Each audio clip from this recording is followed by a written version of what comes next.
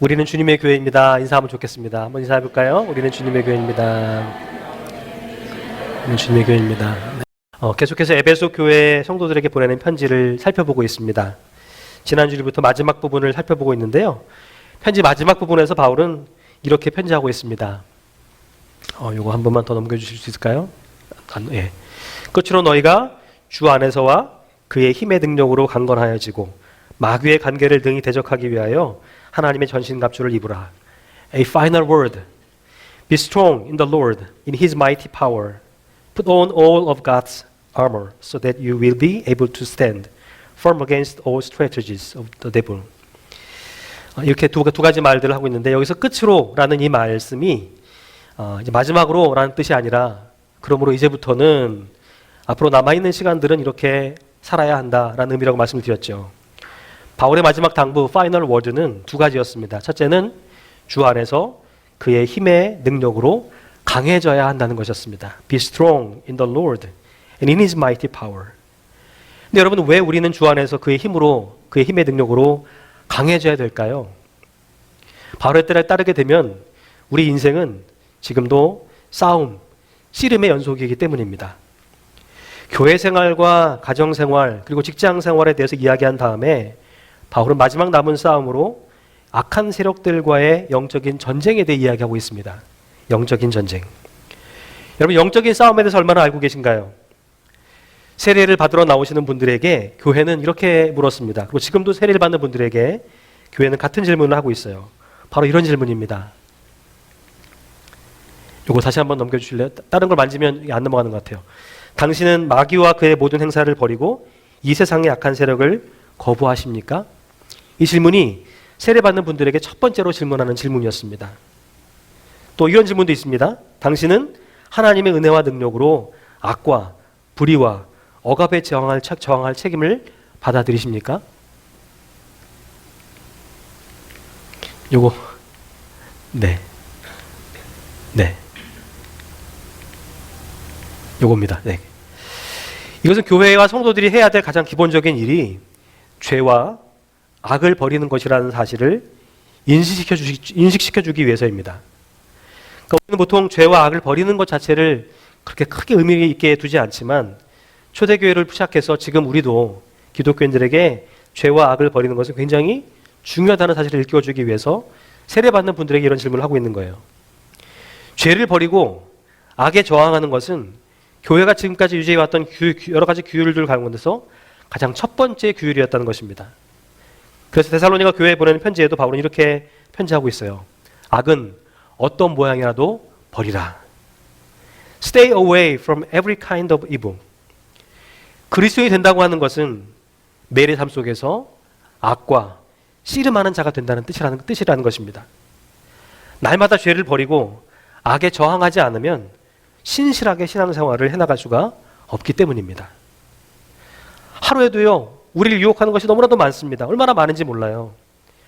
우리가 그리스도인답게 살아가지 못하도록 방해하는 것들이 얼마나 많은데요. 그래서 우리 인생은 씨름, 싸움의 연속인 것입니다.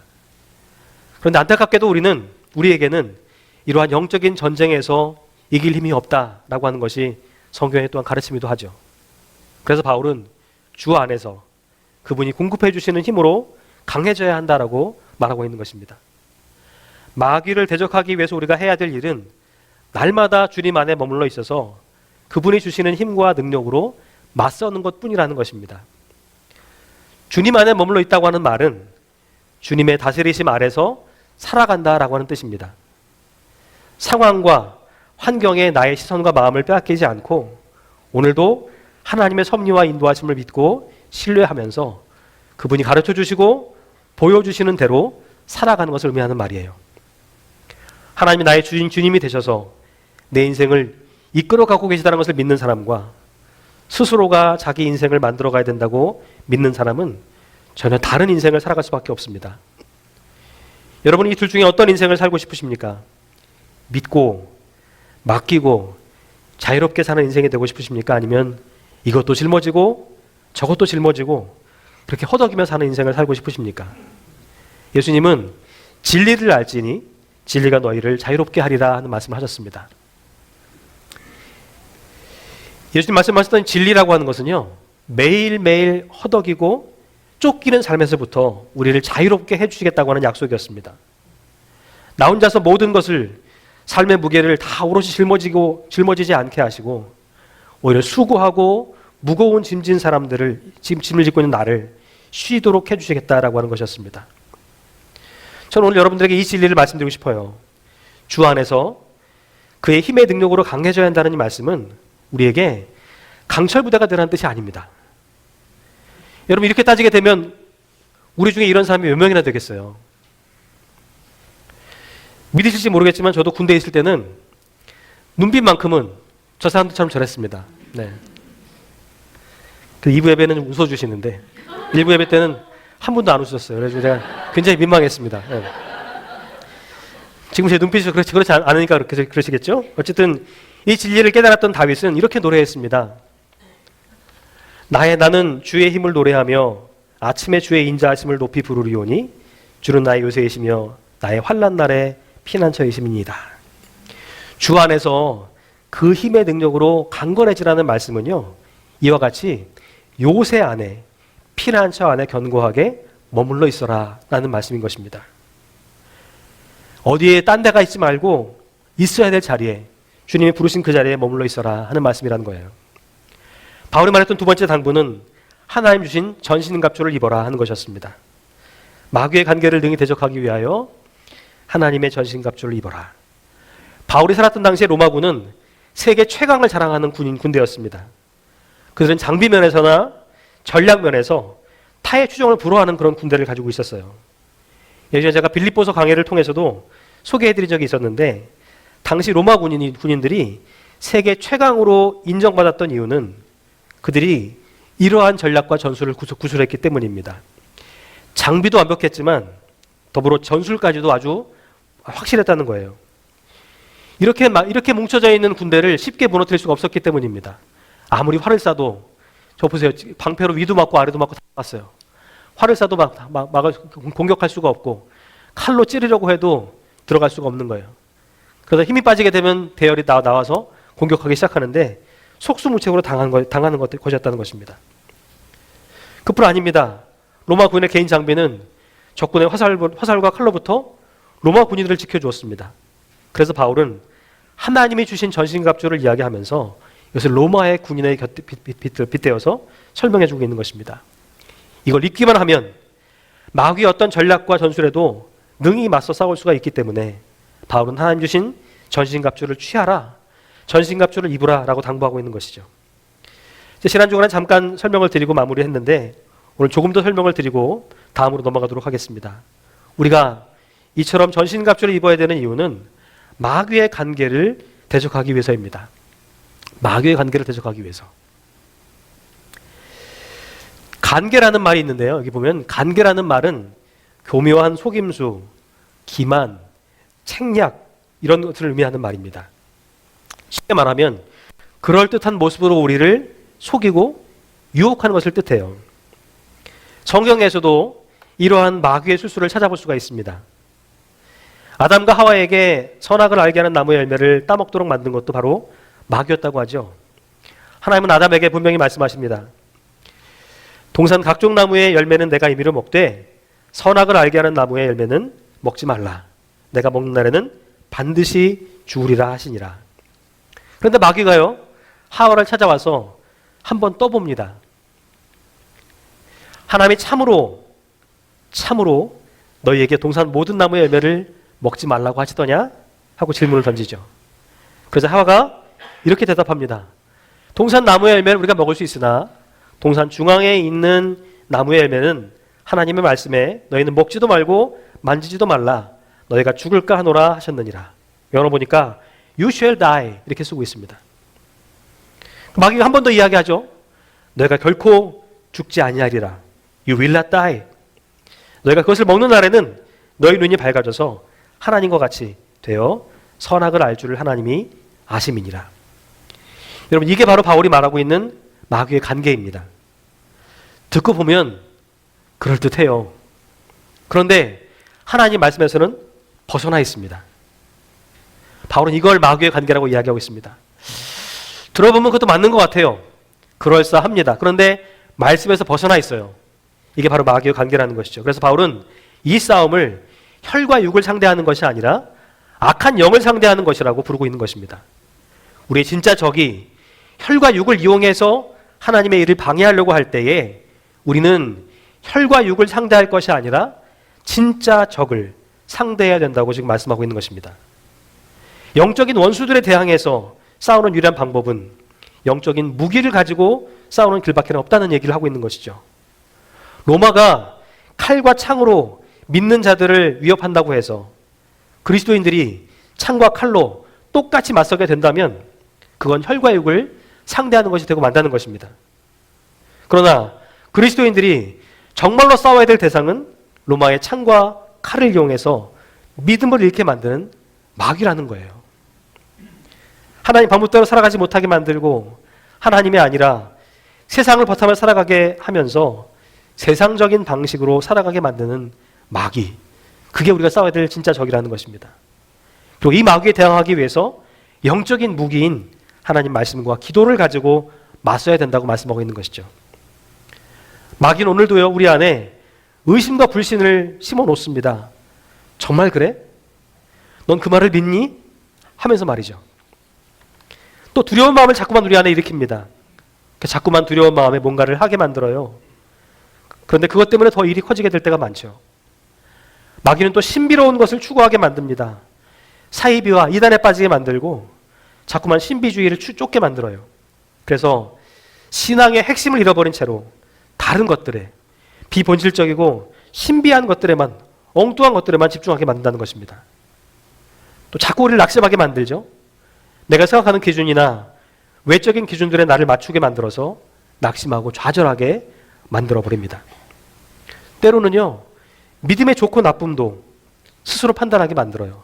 아, 나 믿음이 없어. 나 믿음이 강해. 이렇게 평가하게 한다는 것이죠. 자기 믿음이 대단한 것처럼 속여서 우리를 교만하게 만들기도 하고, 또 믿음이 없는 것처럼 생각하게 만들어서 자꾸만 의심을 불어넣고 믿음 생활을 아예 포기하게 만든다는 것입니다. 그래서 우리는 더욱더 하나님이 주시는 전신갑주를 입어야 된다는 것입니다. 완전 무장을 하지 않으면 안 된다는 것이죠. 특별히 바울은요, 이 대목에서 6가지의 중요한 장비를 열거하고 있습니다. 6가지 중요한 장비들. 바로 이런 것들인데요. 첫 번째는 진리의 허리띠입니다. 허리띠. 지난 주일에 허리띠의 역할에 대해서 말씀을 드렸어요. 간략하게 설명드렸습니다. 허리띠는요, 옷이 흘러내리거나 장구르들이 흔들흔들 거리는 것을 막아주는 역할을 합니다. 즉, 몸에 맞게 고정해주는 역할을 한다는 것이죠. 여기에다 종종 칼을 차기도 합니다. 근데 여러분, 아무리 훌륭한 장비라고 할지라도 진리로 굳게 매지 않으면 그것은 제대로 역할을 할 수가 없어요. 그렇다면 바울이 말한 진리는 어떤 것이었을까요? 전통적으로 여기서 말하는 진리는 2가지 해석을 해왔습니다. 이에 대해서 어느 책에 있는 내용을 제가 소개하는 것이 도움이 될 것 같아서 책의 내용을 가져와 봤습니다. 이런 내용입니다. 어떤 사람은 진리라는 말을 교리의 진실성이라는 의미로 사용한다. 또 어떤 사람들은 그것을 마음의 진실성, 즉 진지함이라는 의미로 사용하기도 한다. 그러니까 바울이 말한 진리의 허리띠에서 진리라는 말이 2가지 뜻으로 해석되고 있다는 것이죠. 그런데 나는 그 둘을 모두 포함하는 것이 가장 좋다고 생각한다. 둘 중 어느 하나라도 없으면 안 되기 때문이다. 건멜이라는 사람이 쓴 책에서 인용한 말씀인데요. 앞서 드린 말씀처럼 마귀는요, 의심하게 만들고 불신하게 만듭니다. 또 우리를 미혹해서 두려움을 더하고 낙심하고 좌절하게 만들어요. 그래서 진리의 말씀, 분명한 교리 위에 서야 됩니다. 그렇지 않으면 우리는 이단과 사이비에 빠질 확률이 크다는 것이죠. 여러분, 사이비와 이단의 경우에서 보통 우리가 믿는 것과 3가지에서 큰 차이가 있습니다.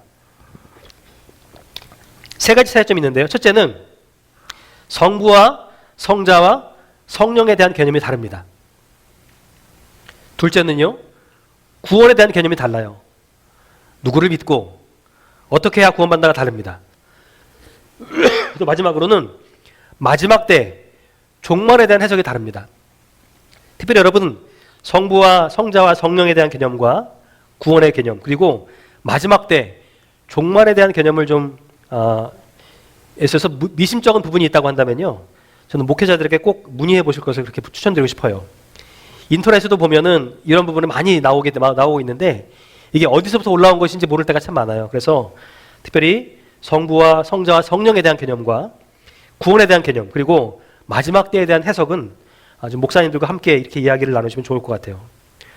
분명한 교리, 진리 말씀에서 벗어나게 되면요, 갑옷은 우리에게 아무런 의미가 없는 것입니다. 의미가 없는 것이 되어버리고 말아요. 이와 더불어서 우리는 진실한 마음으로, 다시 말해서 진지하게 이 싸움에 임할 수 있어야 됩니다. 보통 우리는 이런 싸움에 대해서 별로 생각하지 않습니다. 그냥 한 주간 동안 잘 지내다가 별일 없이, 별탈 없이 그냥 오면 되는 거지 하고 생각하면서 영적인 싸움은 전혀 생각하지 않습니다. 악을 버리고 물리치는 것은 전혀 생각하지 않는다는 것이죠. 근데 여러분, 진지하게 이 싸움에 임하셔야 돼요. 마귀에게 패배하지 않으려면 진실한 마음으로 주님을 따르지 않으면 안 되기 때문입니다. 성경에 따르면요, 예수님 제자들 가운데서도 진실한 마음이 아니라 다른 마음을 가지고 주님을 따랐던 사람들이 있었다고 전하고 있습니다. 그래서 예수님을 팔기도 하고 배신하기도 했다고 쓰고 있어요. 마귀의 공격에 휘둘리지 않으려면 허리띠를 단단하게 묶고 진지하게 임해야 한다는 것입니다. 거기서부터 밀리지 말아야 된다는 거예요. 두 번째는요, 의의 호심경이었습니다.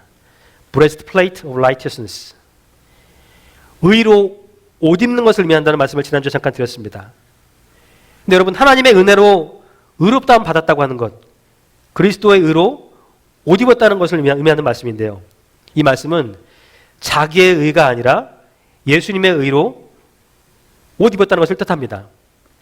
히브리 말로요, 사탄이라고 하는 말은 enemy, 적이라는 뜻입니다. 적. 그러니까 사탄이라는 말이 그냥 어려운 말이 아니라 enemy라는 뜻이에요. 적. 그리고 이 말을 그리스 말로 번역하면 디아블로스, 이렇게 쓰고 디아블로스. 우리 영어에도 디아블로라는 말이 나오잖아요. 마귀라는 뜻인데, 마귀라는 뜻도 중상하는 자라고 이렇게 번역합니다. 중상하는 자. 되게 무서운 뜻 같지만 사탄은 적이라는 말, 그리고 마귀는 중상하는 자라는 뜻이에요. 우리를 헐뜯고 비난하는 적들의 공격으로부터 우리를 보호해 주는 게 뭔지 아십니까, 여러분? 확신입니다. 확신. 어떤 확신일까요? 우리가 예수님을 통해서 하나님과 바른 관계를 맺고 있다는 확신이에요. 핀들레라는 분은 이런 얘기를 했습니다. 과거의 죄에 대한 완전한 용서와 의롭다함 받은 삶의 정직한 성품은 함께 짜여져서 꿰뚫을 수 없는 갑옷이 된다. 이게 무슨 얘기냐면요, 과거에 우리가 지은 죄에 대한 용서를 받았다는 것과 오늘 내가 의롭다고 하심을 받았다는 그것이 우리에게 귀한 갑옷이 된다는 뜻을 말하는 거예요. 다시 말해서 자꾸만 과거가 오늘 나의 발목을 잡지 못하게 하는 겁니다. 그리고 오늘 우리를 의롭게 하셨음을 믿고 담대하게 맡겨주신 하나님의 일들을 감당해내라는 뜻이에요. 우리는 자기 의를 내세우는 삶이 돼서는 안 됩니다. 왜냐하면 우리들 중에 의인은 아무도 없기 때문이에요. 그런데 우리는 자꾸만 자기 의를 내세웁니다. 의롭게 하셨다는 것을 믿고 자기 의를 내세우라는 말씀이 아니었는데도 불구하고 죄인인 우리가 계속해서 자기 의를 내세운다는 것이죠. 그러나 여러분, 분명히 아셔야 될 거, 우리는 죄인입니다. 다만 하나님께서 의롭다고 해주셨기 때문에 의롭게 살아갈 수 있고 그렇게 살아가는 것 뿐이라는 거예요. 그러니 자기의 의를 내세워서 남을 깎아내리거나 비방해서는 안 된다는 것이죠. 하나님 우리를 의롭다고 해주신 이유는 오직 하나님과 바른 관계를 맺도록 하기 위함했다는 것입니다. 하나님과 바른 관계를 맺을 수 있도록 하기 위해서 거룩한 그분과 함께 만나게 하기 위해서 우리를 의롭다고 하셨는데, 우리는 하나님과 관계는 전혀 생각하지 않고 관심이 없고 계속해서 하나님을 이용해 먹으려만 한다면, 내 뜻과 계획을 이루기 위한 수단으로만 생각하게 된다면 우리는 마귀와의 싸움에서 절대로 이길 수가 없다는 것입니다. 의의 흉배로 완전히 무장을 하고 마귀의 거짓 술수에 휘말리지 말아야 한다는 것이죠. 그렇게 계속해서 사람의 뜻을 이루어가는 자들이 되어야 된다는 것입니다. 여러분, 하나님은 우리가 하나님과 바른 관계를 맺을 수 있도록 해주셨습니다. 이 때문에 우리는 하나님을 아버지라고 부를 수가 있게 된 것입니다. 부모와 자식의 관계가 되게 하셨다는 것이죠. 이제 우리는 하나님과 보통 관계가 아니라는 것입니다. 그분의 자녀가 되었다는 것이 거예요. 그러므로 이제부터는 자녀로 살아가면 된다는 것입니다. 세 번째는요, 평안의 복음의 신발입니다. 평안의 복음의 신발. Sandals of the Gospel of Peace. 로마 군인들의 샌들은요, 오랫동안 행군을 할 수 있고 견고한 자세를 유지할 수 있도록 만들어졌습니다. 기동성을 방해하지 않으면서 미끄러지지 않게 만들었다고 그래요. 바울은 이것을 평안의 복음이 준비한 것이라고 말하고 있습니다. 그런데 평안의 복음이 준비한 것, 이 말을 두고도 두 가지 해석이 있어요. 평안의 복음이 주격이냐 목적격이냐에 따라서 다르게 번역이 가능하기 때문입니다. 이 말이 주격이라고 한다면 그것은 복음이 이를 믿는 사람에게 주는 어떤 확신을 가리키는 말이 되게 됩니다. 튼튼한 신발이 그것을 신는 군인에게 주는 확신과 같은 것이죠. 여러분, 미끄러운 신발을 신을 때는 좀 불안하잖아요. 그런데 미끄럽지 않은 신발, 좋은 신발을 신게 되면 그렇지 않습니다. 신발이 나에게 주는 안정감이 있기 때문에 그렇습니다. 그래서 이 말씀을 주격으로 해석하게 되면 이렇게 번역할 수가 있습니다. 실제로 성경에 있는 말씀인데요. 너희 발에 신은 신발이 너희에게 견고한 걸음을 걷게 해주는 평안의 복음이 되게 하라. 이렇게 번역을 합니다. New English Bible. 그래서 이렇게 번역을 하고 있습니다. 그런데 평안의 복음이 목적격이 되게 되면 이렇게도 해석이 가능합니다. 너희 신발은 평안의 복음을 알릴 준비다. 이렇게도 해석이 돼요. 이게 굿뉴스 바이블에서 번역하고 있는 번역입니다. 주격으로 해석 번역하느냐, 목적격으로 번역하느냐에 따라서 이렇게 다른 번역이 나올 수 있다는 것입니다. 우리가 만반의 준비를 갖춰야 되는 이유는 다른 사람들에게 자유의 복음을 소개하기 때문이기도 하고 그것이 우리의 삶을 더욱더 견고하게 만들어주기 때문이기도 하는 것이죠. 그래서 우리는 평안의 복음을 알릴 준비를 해야 한다는 것입니다. 사실 복음의 비밀을 알리기 위해서 교회가 길을 나서고 또 계속해서 길을 걸어가도록 하기 위해서 주어진 한 쌍의 신발과도 같은 것이 오늘날 우리가 하고 있는 선교 아니겠습니까? 이런 점에서 보게 된다면 두 번째 해석이 더 맞을 수도 있을 것 같아요. 어쨌든 간에 두 해석 모두가 우리에게 주는 의미가 있어서 여러분께 둘 다 소개를 해드렸습니다. 중요한 건 이것입니다. 마귀는 복음을 두려워하고 미워한다는 것이죠. 왜냐하면 복음이 그것을 받는 사람에게나 나누는 사람들에게 마귀의 폭정에서부터 구해주는 하나님의 능력이 되기 때문입니다. 그래서 우리는 더욱더 복음의 신발끈을 단단히 조여야 한다는 것입니다. 네 번째 장비는 믿음의 방패라는 것입니다. Shield of Faith. 그런데 바울은 이 말 앞에 모든 것 위에 라는 말을 덧붙이고 있습니다. In addition to all of these. 다 중요하지만 이 모든 것보다 더 중요한 것이 있다면 반드시 추가해야 되는 장비로 믿음의 방패를 이야기하고 있어요. 근데 여기서 말하는 방패는 아까 사진에서 본 것처럼 직사각형의 방패입니다. 온몸을 다 가려다주는 방패를 말하죠. 이것은 일반 화살에도 견디지만 불을 붙여서 쏘는 화살, 불화살에도 견디기 위한 그런 방패이기도 합니다. 우리가 마귀와 영적인 전투를 할 때 사용하는 방패는 믿음이다라고 이렇게 이야기하고 있습니다. 믿음. 이것은 어려운 일을 당할 때마다 믿음으로 그 일에 대처해야 된다는 말씀을 의미하는 것이기도 해요. 여러분, 마귀의 공격은 날카롭습니다. 그리고 아주 맹렬한 위력을 가지고 있어서 우리에겐 치명적이에요. 그렇기 때문에 한 대 맞고 말지 이게 아닙니다. 맞으면 끝나는 거예요. 그래서 이 방패를 말씀하고 있는 것이죠. 그런데 방패가 여러 공격으로부터 우리 몸을 방어하는 것처럼 믿음도 우리를 그렇게 보호한다는 것입니다. 그래서 사탄이 우리 믿음을 자꾸만 흔들어 놓으려고 하는 것 같아요. 여러분, 기억하셔야 됩니다. 믿음은 의심의 때에 하나님의 약속을 붙들게 해줍니다. 그리고 믿음은 시험의 때에는 또 우리에게 하나님의 능력을 붙잡게 해주는 것이 돼요. 그래서 여러분, 특별히 의심의 때에, 시험의 때에 믿음을 갖는 것은 굉장히 중요합니다. 믿음의 방패를 앞세우고 그 뒤에 몸을 숨기기만 하면 되기 때문이죠. 그러면 마귀의 어떤 불화살도 막아낼 수 있다. 이렇게 바울은 이야기하고 있습니다. 잠언 30장 5절에 보면 이런 말씀이 있습니다.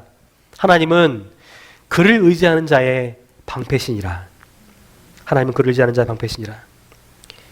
여러분, 오늘도 그분의 손이 무너져 가고 있는 우리의 인생을 이렇게 딱 막아주고 계시다는 사실 여러분 아십니까?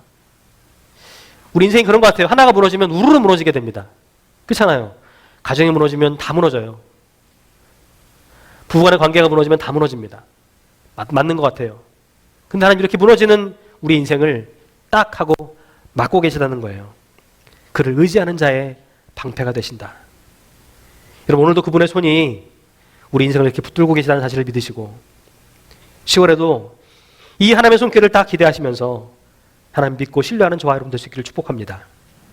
5번째 갑주는요, 구원의 투구입니다. 오늘 조금 평소보다 길어도 양해해 주시면 좋겠어요. 이걸 다음 주까지 또 할 수는 없어서 오늘 끝내야 돼서 좀 부지런히 제가 나가고 있습니다. 헬멧 오브 셀베이션. 데살로니가 교회 보내는 편지에도 구원의 투구라는 말이 나오는데요. 여기 보면 이렇게 쓰고 있습니다. 우리는 낮에 속하였으니 정신을 차리고 믿음과 사랑의 호신경을 붙이고 구원의 소망의 투구를 쓰자. The hope, the helmet, the hope of salvation 이렇게 쓰고 있습니다. 그러니까 데살로니가 전서에서는 구원의 소망으로 이렇게 표현되고 있지만요. 에베소서 말씀에서는 이미 실현된 구원을 말씀하고 있어요. 왜냐하면 에베소의 교인들은 이미 구원을 받은 사람들이기 때문입니다. 당시의 투구는요, 든든한 금속으로 만들어졌습니다.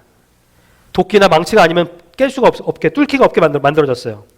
그런데 투구는요, 보호용 장구인과 동시에 또한 위험을 나타내는 장신용 수단이기도 합니다.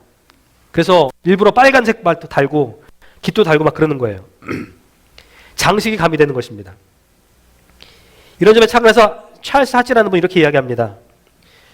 그리스도인을 장식하고 보호하는 것, 그가 자신감과 기쁨으로 고개를 들게 하는 것은 그가 구원받았다고 하는 사실이다.